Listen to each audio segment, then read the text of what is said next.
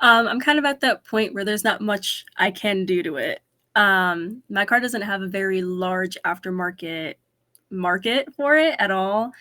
It has the body kit, it's lowered, it has some like little engine modifications, but there's not really the platform for it to become more.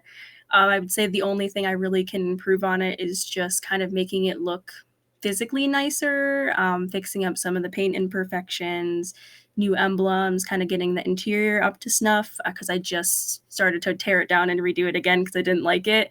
But in terms of the exterior, there's not really much more I can do.